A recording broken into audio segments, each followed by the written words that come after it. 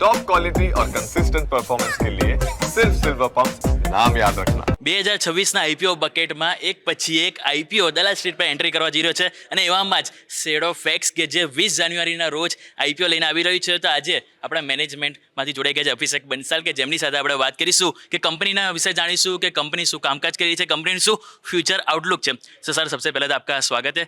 तो मेरा पहला क्वेश्चन सर आपको ये है कि कंपनी का जो रेवेन्यू है, लार्ज रेवेन्यू जो कुछ क्लाइंट्स आता है, तो कंपनी उनका जो क्लाइंट कॉन्सेंट्रेशन रिस्क को रिड्यूस करने के लिए क्या कॉन्क्रीट स्टेप्स ले रही है, और उनका जो D2C और साथ में SME उनका जो रेवेन्यू मिक्स है वो आने वाले 3 से 5 साल में आप क्या अज्यूम कर रहे हो सर?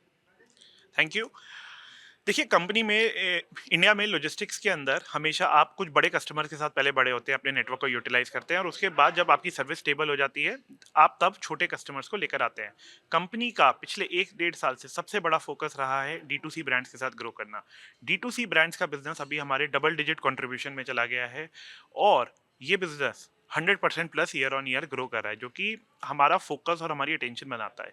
अभी हमारी D2C की सेल्स सिर्फ 5 शहरों में होती है. हम इसको 100 प्लस सिटीज़ में लेकर जाने वाले हैं. 100 शहरों से भी ज़्यादा में हम अपनी सेल्स टीम लगाने वाले हैं, ताकि देश का कोई सा भी छोटा सेलर, SME हो या ब्रांड हो, वो हमारे नेटवर्क को यूज़ करके जल्दी से जल्दी पैन इंडिया डिलीवरी कर पाए. तो ये कंपनी का बहुत बड़ा फोकस होने वाला है, और ये कंपनी का 10% से ज़्यादा जो यूज़ ऑफ प्रोसीड्स है सिर्फ और सिर्फ इस सेल्स टीम और इन मार्केटिंग एक्टिविटीज़ के अंदर कंपनी लगाने वाली है.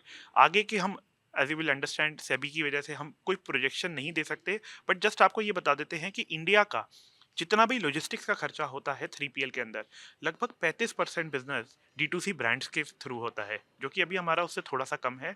हमें लगता है कि ये नंबर इजीली अचीवेबल है. इसके अलावा और क्या हो रहा है, इंडिया में D2C ब्रांड्स की ग्रोथ हॉरिजॉन्टल प्लेटफॉर्म से बहुत ज़्यादा तेज़ी से हो रही है. इंडिया में लोगों ने हॉरिजॉन्टल प्लेटफॉर्म से ऑर्डर करना सीख लिया है. अब वही सीख लेके वो लोग D2C प्लेटफॉर्म्स पे ग्रो कर रहे हैं. D2C प्लेटफॉर्म्स की एनुअल ग्रोथ 35 से 40% चल रही है आज के मार्केट के अंदर. एंड इसके चक्कर में क्या होगा, जो contribution of D2C to commerce है वो भी बढ़ेगा, और हमारा कंट्रीब्यूशन, हमारा मार्केट शेयर भी बढ़ेगा हमारे फोकस की वजह से. Okay sir, my next question is regarding का लॉजिस्टिक इंडस्ट्रीज में मार्जिन काफ़ी थीन होते हैं, तो आप आने वाले 2 से 3 साल में मार्जिन, EBITDA मार्जिन इंप्रूव करने के लिए क्या स्टेप ले रहे हो? आप कौन से 2 या 3 जो टॉप लीवर्स है, लाइक प्राइसिंग, स्केल्स, टेक्नोलॉजी, किस पे आप ज़्यादा काम करोगे? सो देखिए, वाइल हम लोग D2C के साथ ग्रो करेंगे, D2C अच्छा पैसा भी देते हैं, D2C में मार्जिन भी ज़्यादा होता है, वो तो एक लीवर है ही. हमारा मार्जिन हिस्टोरिकली हमारे पीयर से बहुत ज़्यादा रहा है, हमारा मार्जिन अच्छा रहा है. उसके 2 मोटे मोटे रीज़न हैं. एक है, कंपनी का फोकस वैल्यू एडेड सर्विसेज पे बहुत ज़्यादा है. हम लोग मार्केट लीडर हैं रिवर्स लॉजिस्टिक्स में, प्राइम डिलीवरी में. ये सब बड़ी मुश्किल चीज़ें होती हैं करने वाली. जो मुश्किल चीज़ों में हम सबसे आगे रहते हैं, और वहाँ कस्टमर भी थोड़ा सा एक्स्ट्रा पैसा देने के लिए तैयार रहता है, जिसके चक्कर में हमारा मार्जिन बेटर रहा है. दूसरा रीज़न है, हमारा जो ऑपरेटिंग मॉडल है वो लीन एसेट बोलते हैं हम उसको. वहाँ पर हम लोग अपने पेरोल पे, अपने बुक्स पे नहीं रखते डिलीवरी पार्टनर को या ट्रक्स को. हम ट्रक्स नहीं खरीदते. इसके चक्कर में कंपनी का 70% कॉस्ट वेरिएबल रहता है. और होता क्या है कि इस वेरिएबल कॉस्ट के चक्कर में हमें एक बेनिफिट मिलता है हमारे ओवरऑल कॉस्ट में, क्योंकि देखिए, इंडिया में मार्केट में डिमांड ऊपर नीचे चलती रहती है, लेकिन हमारे को हमारे P&L पे वो इम्पैक्ट नहीं करता. इसके चक्कर में हिस्टोरिकली हमें बहुत फ़ायदा मिला है, एंड इसीलिए हमारा प्रॉफिट मार्जिन हमारे पीयर से ज़्यादा है हमारे स्केल पे. दूसरी चीज़, फ्यूचर को अगर देखते हुए चलेंगे, अगेन हम लोग कोई गाइडेंस नहीं दे सकते, कुछ बता नहीं सकते नंबर, लेकिन अगर आपको सोचना है तो ये देखिए कि अभी हमारे बिजनेस में बहुत ऑपरेटिंग लेवरेज है. अभी भी हम लोग लगभग 80 से 100 शहर हर महीने के लॉन्च कर रहे हैं. इसकी कॉस्ट इस बिजनेस में इंक्लूडेड है. अभी भी हम लोग बहुत तेज़ी से ग्रो कर रहे हैं, तो हमें रियल एस्टेट में इन्वेस्ट करना पड़ रहा है. हमें लगता है कि स्टेडी स्टेट में हम बहुत अच्छा मार्जिन कमा पाएंगे. जैसे हमारा नेटवर्क बेटर यूटिलाइज होना शुरू हो जाएगा, हमारे ट्रक और भरना शुरू हो जाएंगे.